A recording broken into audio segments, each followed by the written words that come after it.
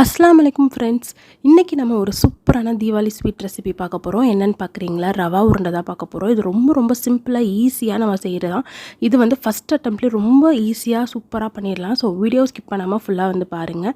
இது செய்கிறதுக்காக நான் ரவை வந்து பார்த்திங்க அப்படின்னா ஒரு கப் அளவுக்கு எடுத்திருக்கேன். அதே கப்பில் ஒரு அரை கப் அளவுக்கு சுகர் வந்து எடுத்திருக்கேன். அடுத்து முந்திரி பருப்பு வந்துட்டு ஒரு 20 கிராம் எடுத்திருக்கேன். அடுத்து கிஸ்மிஸ் பழம் பார்த்திங்க அப்படின்னா அதுவும் வந்துட்டு ஒரு 20 கிராம் எடுத்திருக்கேன். ஃபஸ்ட்டு நம்ம வந்து சுகர் வந்துட்டு பொடி பண்ணிக்கலாம். ஸோ ஒரு மிக்ஸி ஜார் எடுத்துகிட்டு அதில் வந்து நம்ம எடுத்துருந்தோம் இல்லையா சுகரு, அது எல்லாமே இதில் வந்து ஆட் பண்ணிக்கோங்க. இப்போது நம்ம 1 ஸ்பூன் அளவுக்கு ஏலக்காய் பொடி ஆல்ரெடி பொடி பண்ணது தான், அதையும் ஆட் பண்ணிவிட்டு இப்போ நல்லா பவுடர் மாதிரி இந்த மாதிரி அரைச்சி தனியாக வந்து எடுத்து வச்சுக்கோங்க. நல்லா ஏலக்காய் பிளெண்ட் ஆகி நல்ல ஒரு மனம் கொடுக்கும். இப்போது ஒரு கடாயில் ஒரு 2 ஸ்பூன் அளவுக்கு நெய் வந்து ஆட் பண்ணிக்கோங்க. கரெக்டாக 2 டேபிள் ஸ்பூன் தான், அதிகமாக நீங்கள் வந்து ஆட் பண்ண வேணாம். இந்த அளவு வந்து பர்ஃபெக்டாக உங்களுக்கு இருக்கிறதுக்காக தான் நான் சொல்கிறேன். இப்போ இதில் நம்ம எடுத்து வச்சுருந்தோம் இல்லையா ரவை, ஸோ அதை வந்து எல்லா நெய்லையும் படுற மாதிரி அழகாக வந்து கொட்டி விடுங்க. ஸோ இந்த மாதிரியே நீங்கள் நல்லா வந்து கொட்டினதுக்கப்புறமா அதை வந்து நல்லா வந்து வறுக்கணும். ஸோ இந்த இடத்துல பார்த்திங்க அப்படின்னா ரவை வந்து ஆல்ரெடி ரொம்ப மைன்யூட்டாக தான் இருக்கும்.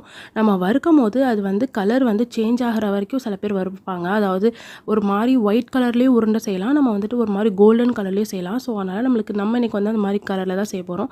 ஸோ நல்லா வறுக்கணும். பாருங்கள், இந்த மாதிரி நல்லா அது வந்து கலர் சேஞ்ச் ஆகி நல்லா வந்து ஒட்டாமல் வரும். இந்த மாதிரி உங்களுக்கு வந்துட்டு இருக்கணும். அப்போ தான் உங்களுக்கு வந்து பர்ஃபெக்டாக இருக்கும். ஸோ இதை நல்லா ஆறுனதுக்கு அப்புறமா இப்போ இதை நம்ம வந்து ஒரு மிக்ஸி ஜாருக்கு வந்து மாற்றிடலாம். இப்போ பாருங்கள், நம்ம மிக்ஸி ஜாரில் வந்து ஆட் பண்ணி இதையும் நம்ம வந்து ஒரு பவுடர் மாதிரி அரைக்க போகிறோம். ஆல்ரெடி ரவையே வந்துட்டு ரொம்ப மைன்யூட்டாக இருக்கிறது தான். ஸோ இதை நம்ம பவுடர் மாதிரி அரைச்சா தான் நம்மளால் அந்த உருண்டை மாதிரிங்கிறது வந்து செய்ய முடியும். ஸோ அதுக்காக தான் நம்ம வந்து பவுடராக மேக் பண்ணுறது.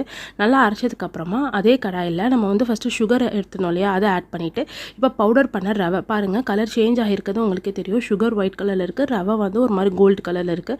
ஸோ இது எல்லாத்தையும் ஃபஸ்ட்டு வந்து மிக்ஸ் பண்ணிக்கோங்க. இப்போ வந்து நம்ம ஸ்டவ்வில் வச்சு பண்ணலை, ஸோ நார்மலாக தான் பண்ணுறோம். லைட்டாக மிக்ஸ் பண்ணிவிட்டு இப்போ ஸ்டவ்வை வந்து லோ ஃப்ளேமில் வச்சுட்டு அதுக்கப்புறம் வந்து மிக்ஸ் பண்ணுங்கள், இல்லைனா சுகர் வந்து மெல்ட் ஆக ஆரம்பிச்சிடும். ஸோ இந்த ஸ்டேஜ் ரொம்ப முக்கியமான ஒரு ஸ்டேஜ். இப்போது ஒரு 5 டேபிள் ஸ்பூன் அளவுக்கு நெய் வந்து ஆட் பண்ணிவிட்டு அதில் வந்து முந்திரி பருப்பு, திராட்சை இதெல்லாமே போட்டு நல்லா வந்து நம்ம வறுத்து எடுத்துக்கலாம்.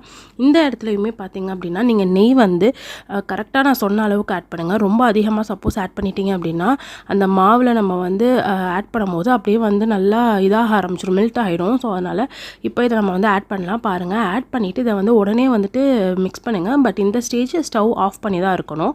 ஆஃப் பண்ணதுக்கப்புறம் தான் நீங்கள் கிண்டணும். இந்த மாதிரி வந்ததுக்கப்புறமா ஆற விட்டுட்டு கைகளில் எடுத்து உருண்டை பிடிச்சிங்க அப்படின்னா உங்களுக்கு ரொம்பவே பர்ஃபெக்டாக ஃபஸ்ட் அட்டெம்ப்ட்லேயே சூப்பராக இருக்கும், நல்ல டேஸ்ட்டாக இருக்கும்.